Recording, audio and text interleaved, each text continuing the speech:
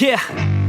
I spit raps like a heart attack, fast fatal heart impact, past painful scars, in fact I blast tasteful bars and packs. I back up my actions, fact don't ask, grab reactions, jacked attack with every word, then act with class as they hear me snap. I got nothing to lose, cause I fought and felt the bruise, now I'm not the one confused, call the shots and they produce, I ain't lost, I'm finding loose, pick a new silver excuse, I need the views to boost me to a new abuse of being used. Everybody wants a piece now, y'all can rest in peace now, you're dead to me so peace out, remember you're discreet. Yo, kumusta mga katekno? Ako po si Paul Gutierrez ng Poltech TV at sa mga bago pa lang sa channel ko, huwag niyo kalimutan mag-subscribe at hit yung bell icon para updated kayo sa mga ganitong reviews, unboxing at marami pang iba. Almost a month ko nang gamit tong phone na to at sa totoo lang nag-enjoy ako dahil ito talaga yung primary phone ko sa ngayon. At nakakuha naman ako ng best signal lalo na naka 5G na rin tong Poco F4 natin. Pero depende pa rin sa signal natin o location natin kung maganda yung sagap ng signal natin. Ang sakit talaga ng isang Xiaomi phone sa Poco phones, medyo yung signal talaga. Napansin ko kasi sa ibang phone na okay yung signal nila, pero pagdating sa Poco phones o Xiaomi phones, medyo mababa yung reception o mababa yung signal na nakukuha nila. So, sakit talaga ng Xiaomi yun. Pero sa paggamit ko naman ng phone na to after 1 month, okay naman yung signal ko sa location ko. Quick unboxing muna tayo. Kapag binili nyo yung phone na to, ang kasama dun sa box, meron tayong SIM ejector pin, 6-7 watts charger,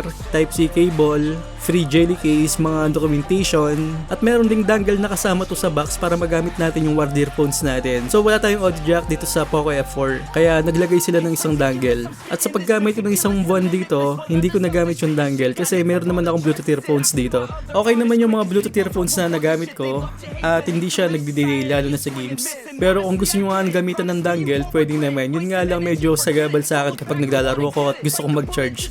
So ginagamit ko to habang nag-charge, pero okay lang naman sa akin na gamitin itong naka-charge. Depende pa rin sa inyo kung masyado kayong mahalaga, okay lang din naman. So ako minsan ginagamit ko at di ko pinagsasabay yung dongle o hindi ko nagagamit talaga yung dongle. Pag-usapan naman natin yung performance. Naka-Snapdragon 870 yung processor nito. Well, wala akong masabi sa performance, sobrang ganda talaga. Nakaya niya yung mga Genshin Impact, hindi siya naglalago, hindi na siya nag-frame drops. Yung Mobile Legends, okay na okay siya kasi may ultra graphics, at sa mga ibang laro, optimized na siya. Ang isang napansin ko lang dito habang naglalaro ko, medyo nagiinit pa rin siya kaya ginagamitan ko siya ng mga phone coolers. So payo ko sa mga ganitong chipset, sa mga matas na chipset, gumamit tayo ng phone coolers para tumagal pa yung lifespan ng phone natin. At the same time, lalong gumagana yung performance kapag may phone cooler tayo. Kahit nga ibang phone o entry level na phone, minsan nagiinit talaga yung phone na yan. Kahit nga sa X4 GT na hindi masyadong mainit, kailangan pa rin natin ng phone cooler. Sobrang napaka-importante ng mga phone cooler ngayon. So marami na ako na-unbox na phone cooler dyan, at may na-unbox nga ako sa inyo na bagong phone cooler, the Black Shark Fan Cooler 3 Pro. Kung hindi nyo pa napapanood, ilalagay ko na yung link sa taas o kaya dun sa description. So pumili kayo kung anong magandang cooler para sa inyo. Ang recommended kong cooler talaga para dito is the FlyDigi V5 o FlyDigi Wing 2 Pro. Kahit yung 1, tsaka 2, tsaka 3 na version ng Black Shark, okay na okay yan. Pare-pareho lang malamig yung mga yan. Yung Black Shark Fan Cooler 1 yata mas mura ngayon. Nasa 700 to 800 lang yata. So sulit yun para sa akin. So sa performance, okay na okay siya. Wala akong masabi doon. Medyo nagiinit lang.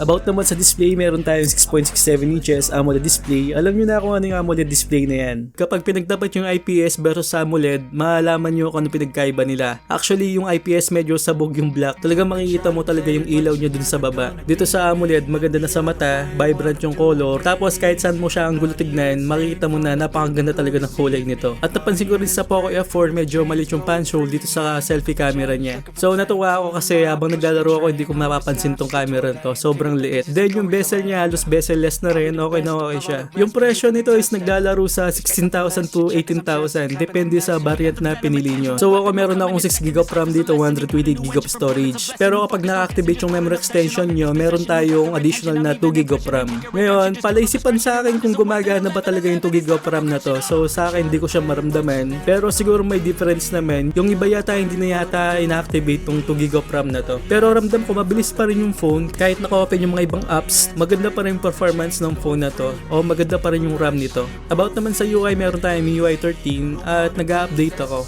So huwag kayong matakot mag-update kapag bago yung phone nyo. Kailangan nyo talagang mag-update para yung mga apps updated o yung mga game turbo na bago, ma-update natin. Lalo na yung performance mas gaganda.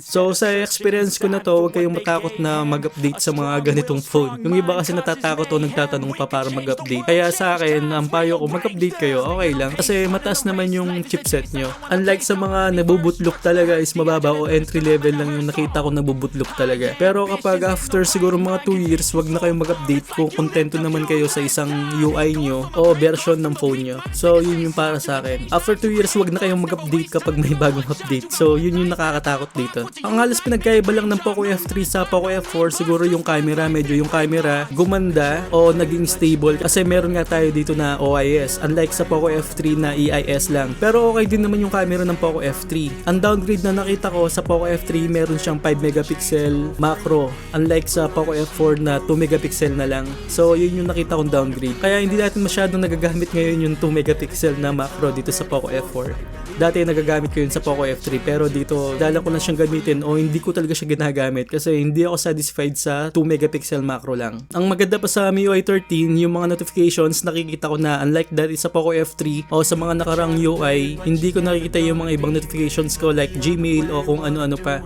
So dito lumalabas na talaga. Siguro napansin na ng mga dev yun na hindi nakikita yung mga ibang notifications.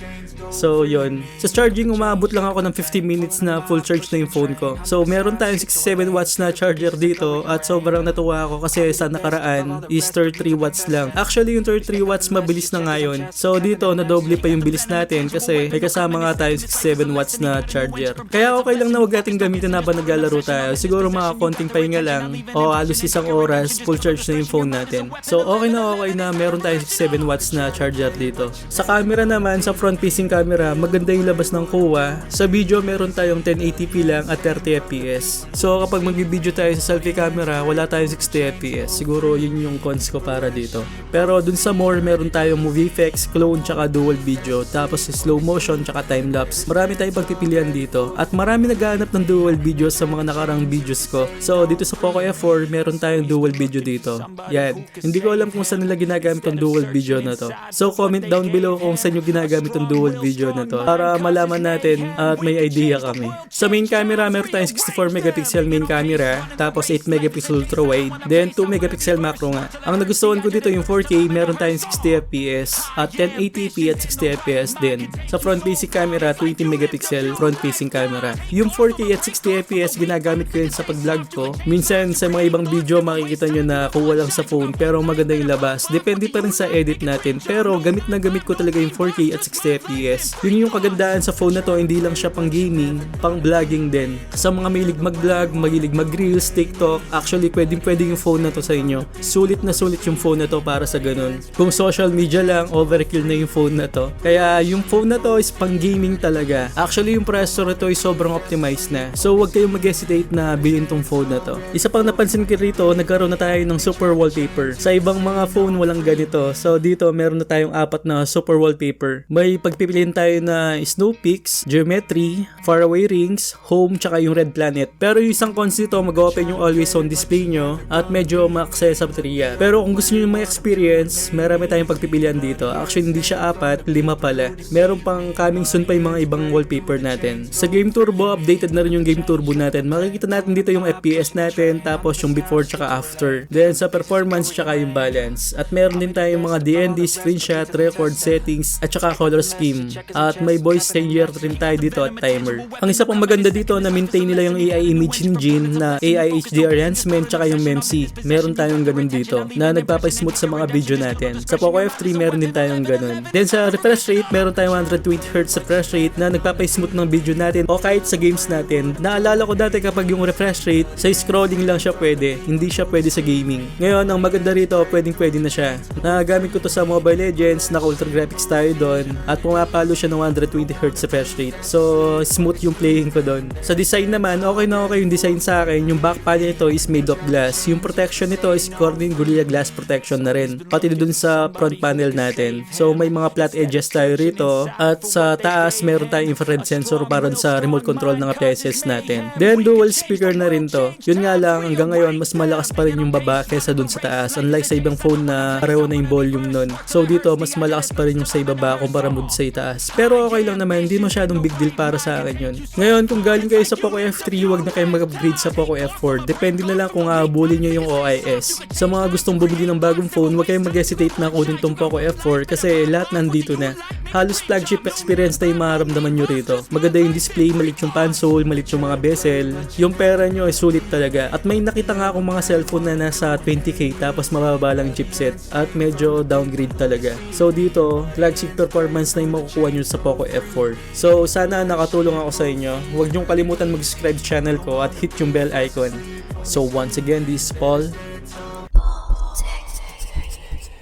Got nothing to lose, cause I fought and felt the bruise. Now I'm not the one confused, call the shots and they produce. I ain't lost, I'm finally loose. Pick a new silver excuse, I need the views to boost me to a new abuse of being used. Everybody wants a piece now, y'all can rest in peace now. You're dead to me, so peace out. Remember you're discreet out. Get ready for defeat now, I'm gonna make you bleed out. Listen on repeat now and weed out all the weak now. Get up and make a change, don't remember yesterday. If you got something to say, speak your mind before your grave. Cause your life is yours to save, ain't nobody gonna change. Everybody stays the same, so be different, make a name, like huh? a soldier, I keep on moving forward.